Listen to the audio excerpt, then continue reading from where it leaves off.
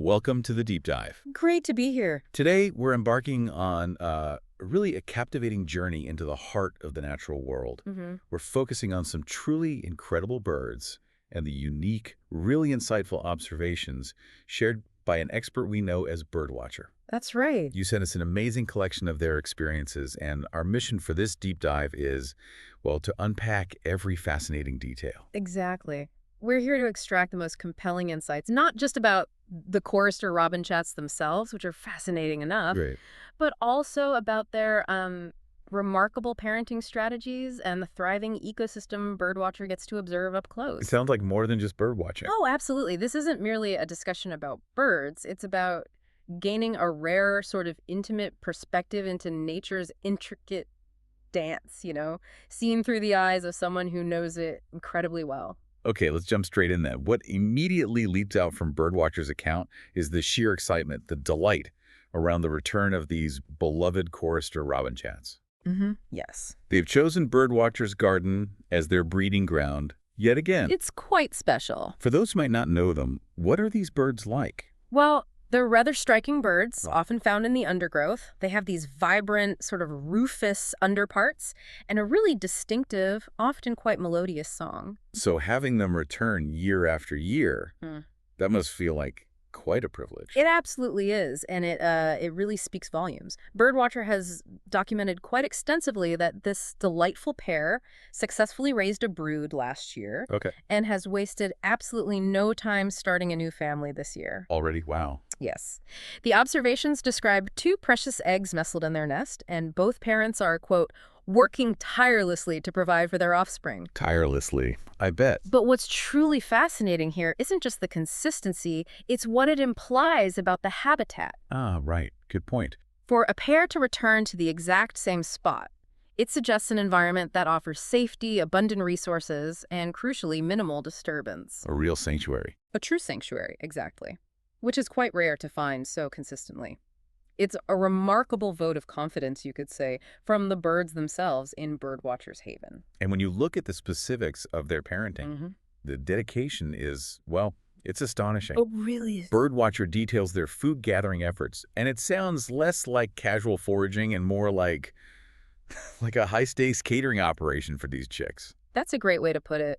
Birdwatcher's observations revealed this relentless pursuit of food. We learn they scour the garden for food, bringing back a diverse menu. Diverse how? Well, we're talking everything from juicy worms and chirping crickets to elusive geckos and sneaky spiders. Geckos and spiders, wow. Yes, and this isn't just about filling bellies, it's about optimal nutrition. Each of those prey items offers a different mix of nutrients, proteins, fats, chitin. All the good stuff for growing chicks. Precisely. All the essential micronutrients. This broad diet is critical for rapidly growing chicks, ensuring they get all the building blocks they need for bones, muscles, feathers.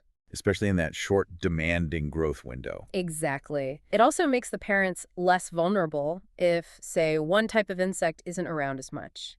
It enhances their resilience. And the efficiency Birdwatcher describes, it's called mind-boggling. They've seen them carrying up to 4 different creatures at once in their beaks. How is that even possible? It sounds like some kind of perfectly synchronized delivery system. It truly is a testament to their, quote, incredible skill and determination. Think about the dexterity needed, the precision to manage multiple, often wriggling things in one go. Yeah, I can't imagine. This extreme efficiency, it's a direct response to those insatiable appetites of the chicks. Every second saved foraging means more food, delivered faster. Which directly impacts survival rates. Absolutely. It translates directly to higher survival for the brood. This isn't just multitasking, it's evolutionary mastery of resource delivery. Amazing. It highlights the intense energy demands of raising young in the wild. Makes you wonder how many calories they burn just feeding the family. Seriously. And once the food is delivered, Birdwatcher observes meticulous care for the young ones. It's not just about what goes in, is it? No, not at all. The care extends far beyond just feeding. Birdwatcher notes that as soon as the babies hear their parents approaching, they open their wide beaks in eager anticipation. The classic image. Yes, that heartwarming scene. But then something vital, often overlooked, comes into play. The parents meticulously clean their babies, removing the fecal sacs with gentle precision. Fecal sacs. Okay, tell us about that. Right, so these are basically little membrane-bound packets of waste produced by the chicks. Removing them is a masterclass in avian hygiene and survival strategy. Hygiene, okay, that makes sense. Keep the nest clean. Yes, prevents bacterial growth, disease, but it's also a crucial anti-predator tactic. Ah, because of the smell. Exactly. Accumulated waste would be a powerful scent and a visual cue for predator snakes, maybe larger birds. By removing these sacs, the parents effectively erase their nest's footprint. Makes it harder for predators to find them. Much harder. It's a sophisticated evolutionary response to intense predation pressure. It shows this really holistic approach to protecting their offspring, full-service parenting. It's clear that Birdwatcher's garden has become a genuine haven for a variety of bird species, with these Chorister Robin-Chats being undoubtedly the stars of the show. But this isn't just someone casually watching from their window, right? We need to understand the source of these insights. Yes, you've hit on a crucial point. This really elevates these observations. Birdwatcher isn't merely a casual enthusiast. Right. They are recognized authority. It's important for you, our listener, to know that Birdwatcher is widely regarded as a go-to guide for birding on the garden route. The garden route, that's a famous area for wildlife, isn't it? Renowned for its incredible biodiversity, yes. And furthermore, Birdwatcher is actually listed with BirdLife South Africa and their Go Birding website as a preferred tour operator and guide for this area. Okay, so these are professional credentials. Absolutely. This means the insights we're discussing are coming from a deeply knowledgeable, trusted source, someone whose professional life revolves around understanding birds and ecosystems. That adds significant weight. It really does. This level of credentialing underscores how fortunate we are to get access to these intimate details. Birdwatcher themselves emphasizes that many birdwatchers would give anything to catch a glimpse of these elusive creatures. Which highlights the unique privilege here. Exactly. It's like getting a field report from an avian special ops agent, almost. So, knowing Birdwatcher's background, what specific nuances might their professional eye catch that say, I might miss just looking out my window? Well, a casual observer might notice, oh, the birds are back, or look, they're feeding the chicks. Yeah. But a seasoned guide like Birdwatcher can interpret the why. They can assess chick health from begging calls, infer prey abundance, understand subtle territorial shifts. Reading the signs. Reading the signs, exactly. Their extensive experience with countless species lets them recognize what's typical and what's truly exceptional. That fecal sac removal, for instance. Yeah. Many might not even notice it or grasp its importance. But a guide understands its critical ecological significance immediately. They're not just seeing, they're interpreting complex biological signals. Informed by years of dedicated study and field time. Precisely. And speaking of broader perspectives, these observations show the garden isn't isolated. It's part of a much bigger picture. Absolutely. Birdwatchers' accounts paint this vivid picture. The garden is surrounded by a lush milkwood forest. Milkwood forest? That sounds unique. It is. It's a unique coastal forest ecosystem found along the garden route. Dense evergreen canopies, vital ecological corridors. They shelter and sustain an incredible array of life. So the garden connects to this larger system. Directly. This entire ecosystem, Birdwatcher notes, is teeming with life, far beyond just the birds. Like what else? Well, they've encountered everything from majestic birds of prey down to elusive reptiles and mammals. Specific mentions include, Boomslangs, slug-eater snakes, olive snakes, night adders. Wow, quite the snake list. Fascinating reptiles, each with its own role. And mammals, too.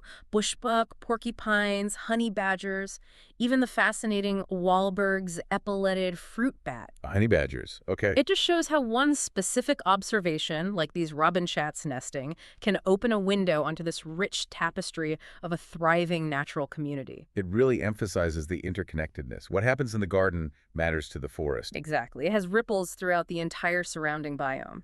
Which brings us to maybe one of the most surprising facts Birdwatcher shares about the Chorister Robin-Chat, their remarkable mimicry skills.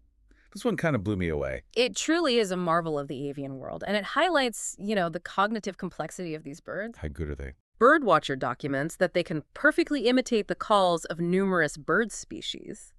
And the list is quite impressive. It showcases this incredible vocal range. Voices. Okay, get this. Red-chested cuckoo, Class's cuckoo, olive bushshrike, red-winged starlings, black-bellied starlings, fish eagles, black sparrowhawks. Fish eagles? Yeah. Sparrowhawks. Those are big birds of prey. Exactly. It's like listening to a live orchestra of the forest, but performed by just one bird. That's incredible. But the detail that really stands out, and honestly, it made me chuckle, is they can even mimic our security alarm. Wait, what? Their security alarm? Yes. That's wild. Imagine being woken up thinking it's your alarm, only to realize it's a bird in the garden doing a flawless imitation. Oh my goodness. It just demonstrates this incredible level of auditory perception and vocal learning. They're adapting not just to natural sounds, but even human-made ones in their environment. So why do they do it? Is it known? That's the fascinating question. Is it for territorial defense, maybe? To sound like something bigger or more dangerous? Like mimicking a hawk call to scare off rivals. Perhaps. Yeah. Or is it to attract mates, showing off their vocal skills, their fitness? Or maybe it's just a form of playful learning, a sign of their intelligence and adaptability. Could be any of those. The versatility is astounding, and it just reminds us how much more there is to learn about bird communication. So let's wrap this up. What does this all really mean?